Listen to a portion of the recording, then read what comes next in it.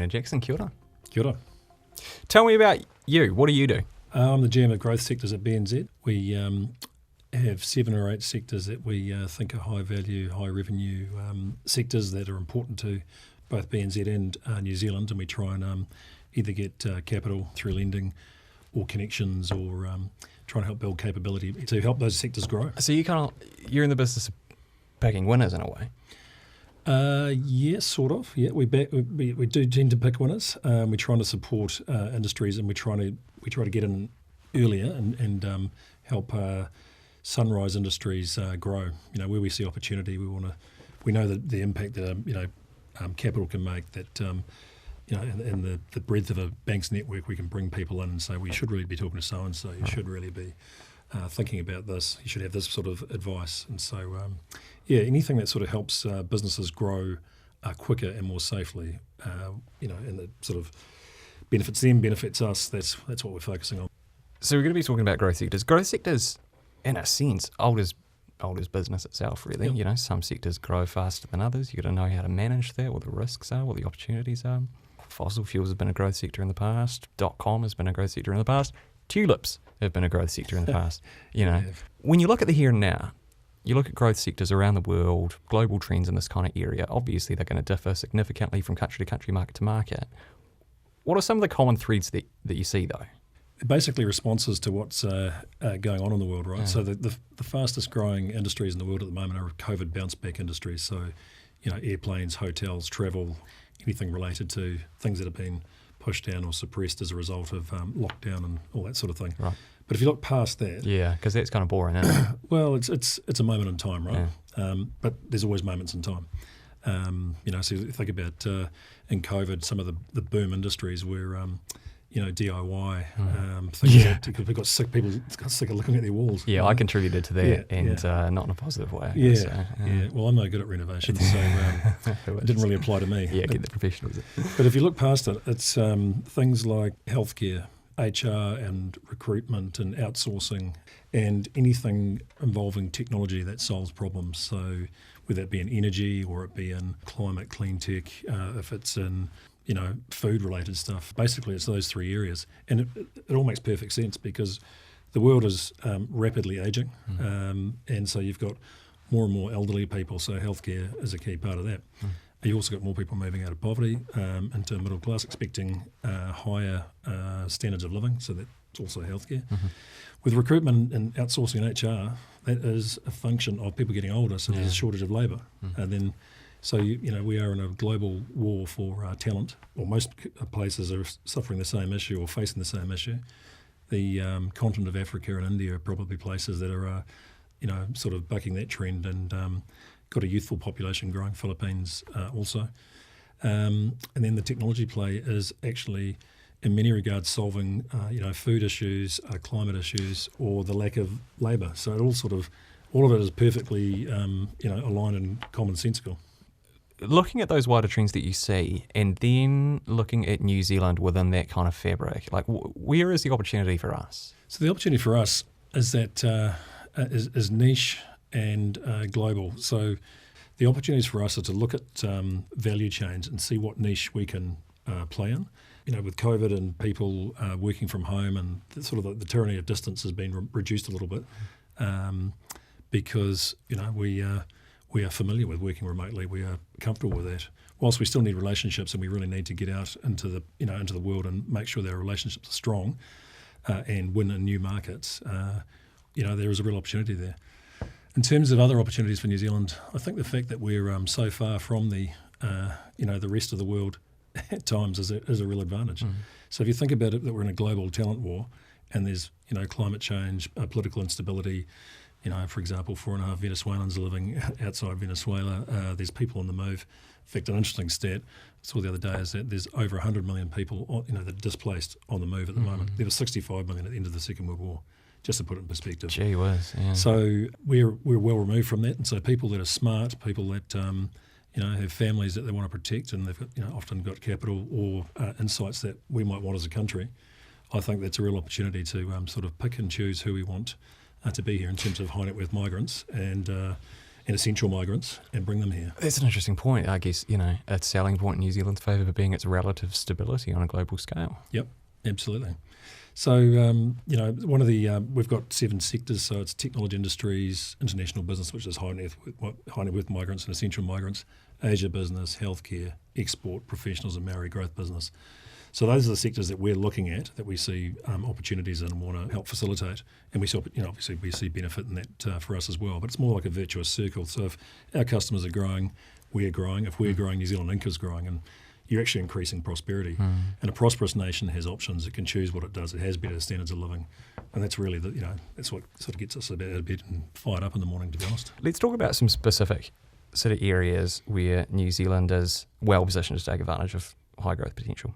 The first one perhaps is aerospace. Now, this is an interesting area, isn't it? Most people will probably think of Rocket Lab when they think of aerospace. Yeah, so we probably came onto my radar about close to 2 years ago, maybe a year and a half. Sort of shocked me initially was to think that we've had the wine industry in New Zealand for decades, and it's roughly 2.4 billion worth of value to the country. And we've had the aerospace industry going for roughly a decade, and that's pretty much $2 billion worth of value to New Zealand as well. Yeah, sure, Rocket Lab's a big part of that, but there's a whole lot of other businesses and huge potential in there. So if you think it's not all about rockets and launch either, it's about troposphere and stratosphere, so sort of hot air balloon level and then up to 50 k's higher. And a lot of it is really relevant, pretty normal parts of New Zealand, so farming, shipping, all that sort of stuff. I just see huge opportunity there. For example, this is where I talk about really smart people doing some really cool stuff. Well, there's a company called Kia Aerospace, and it's solar-powered gliders that fly in the stratosphere and take really high-quality data images. You've got really good crystal clear pictures. So rather than a satellite orbiting Earth from a much higher altitude, taking pictures, and all the cost of getting it up there, and they're not sustainable, right? That's one of the big issues with space, is that there's so much rubbish and debris there. Indeed. Whereas this is, solar powered, remotely controlled, flies lower, so gets better images. And then you've got others that Piper Vision, which is I was sitting there and I heard them talk about, they can clear a runway in 20 minutes, and I'm thinking, oh, that's cool. And then you start thinking, hang on, runway, airline industries, travel, that is billions of dollars worth of opportunity, but it's also making people's lives a whole lot easier. Imagine, removing disruption, as much as more disruption from, travel and human supply chains. It's you start realising that's what I'm saying. There's some very, very smart people in New Zealand doing some great stuff. Well, that's a fascinating element to all of this aerospace stuff, isn't it? Is the use of technologies, maybe not for the purpose that you would think that they were developed for, but they can be used very effectively in other sorts of areas. I suppose drones are an element of this that is just astonishingly dexterous as a resource, as material. I think drones have been used for example, pest extermination. Yep. So, for example, New Zealand's going to spend, the government's going to spend, or is in the middle of spending $100 million over 4 years to eradicate wilding pines. And it's in really tough terrain that people struggle to get to. Can be very dangerous work.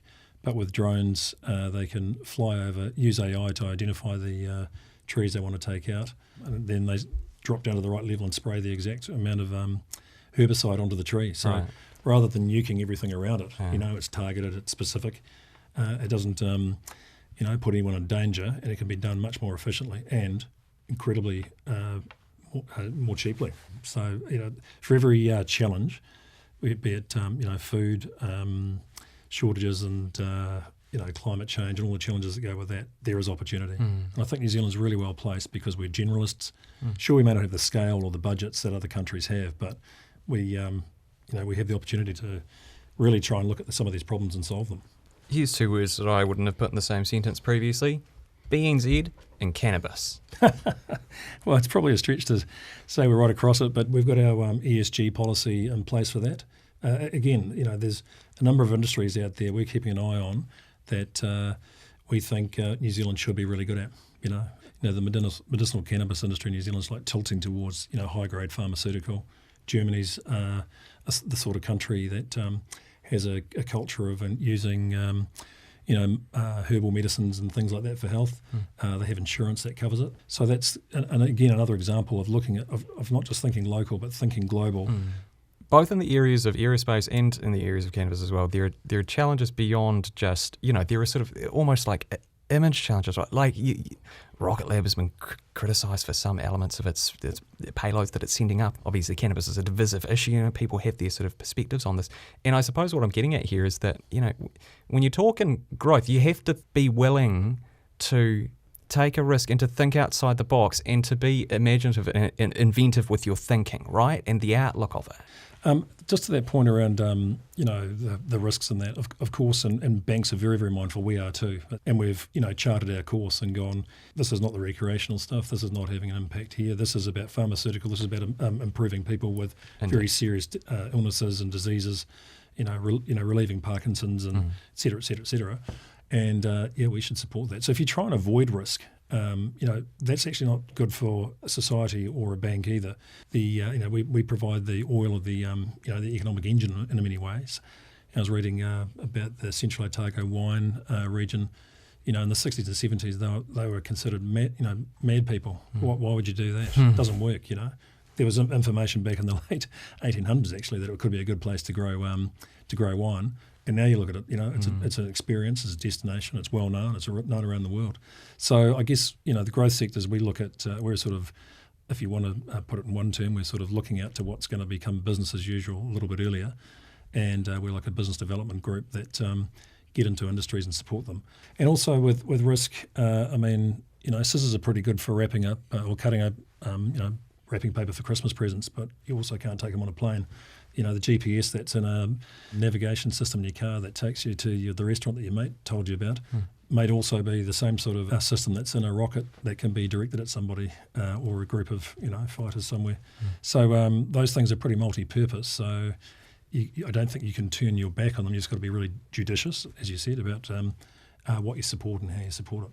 When applications come across your desk, what are the areas that make your eyes light up? What gets you excited? Well, it's actually the people, to be honest. Like you're talking about people that are generally very smart. These people are doing some great things. Like you see it time and time again. And I reckon I've got the most interesting job in banking, to be honest. You get out and you see what people are doing and what they're trying to achieve. It's truly inspiring and it's awesome sometimes. What I would be looking for, and the conversation would revolve around this, is who's advising them.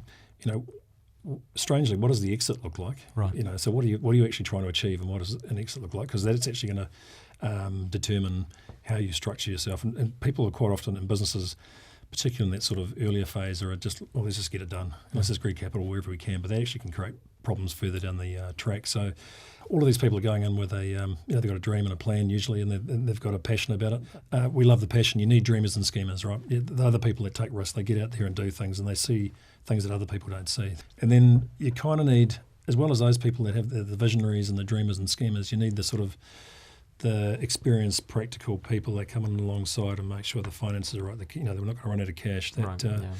Sort of as the business scales, the skill set. So adults in the room kind of thing, eh? Yeah, absolutely. And I guess so we've got this thing called Project Scale Up, so what we're trying to do, in line with trying to grow prosperity, we've just talked about this releases in the market. We're trying to, replicate some of the fastest growth companies. We've had companies come out of our small business area and go through to institutional banking. So from less than $1 million turnover to over 100 million turnover. There's about 6 I could talk to.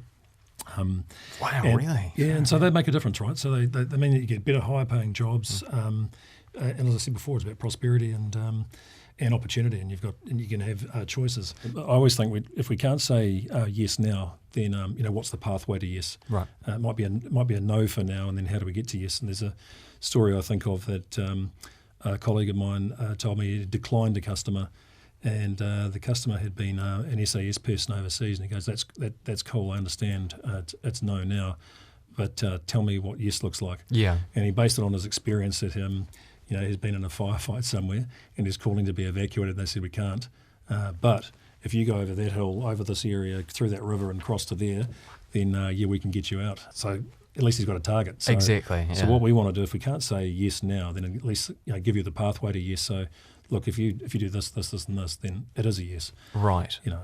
The other thing, and you mentioned this right at the beginning, is the idea of clean energy, developing clean energy solutions. And that, I suppose, is in the background of just about every business at the moment, isn't it? Is that almost in order to have high growth, you have to be sustainable in some way, shape or form. Like, does that need to be part of every ambitious business's business plan, do you think? Absolutely. So it's a new paradigm, if you want to put it that way. The way things are operating and the expectations both of consumers and regulators, you really have no choice. Think about things not just with waste, but also their processes, that what might create waste or might create opportunity. And I talked previously about labour shortages. For example, we are going to have to, as a country, think more about automation and process improvement. That is just going to be an ongoing feature. It's not a blip. When you look at the meta trends that are happening in the world at the moment with ageing populations and that sort of thing, and the expectation of regulators and consumers, that is just going to become business as usual. Similar to the clean energy thing, tech is a great, big, huge term. And again, something that sort of applies to just about everything. So we've sort of been working on understanding, the wider technology industry for the last 8 years. We've been building sort of capability, and we're doubling down on it. For example, if you look at agri-tech, so you look at the challenges that the world faces and the opportunity for New Zealand. So we're really good at growing things. We're really good, with animals and that sort of thing. And there's an opportunity there with huge markets to solve some of the problems. Yeah, we're better positioned than anybody. Yeah, absolutely. Really in that sphere, aren't we? Yeah, and so you want to retain the IP and the knowledge in New Zealand and access bigger markets. For as long as possible, keep the the opportunity here. For example, climate clean tech, I just see that as just going to be a massive area of opportunity as well. It sort of harks back to those sort of strengths of New Zealand that I talked about. We're generalists, we understand things. We've good smart people that can make things and make things, break things, and put them back together in better ways. So I think there's huge opportunity there, and that's why we're kind of aligning ourselves to that.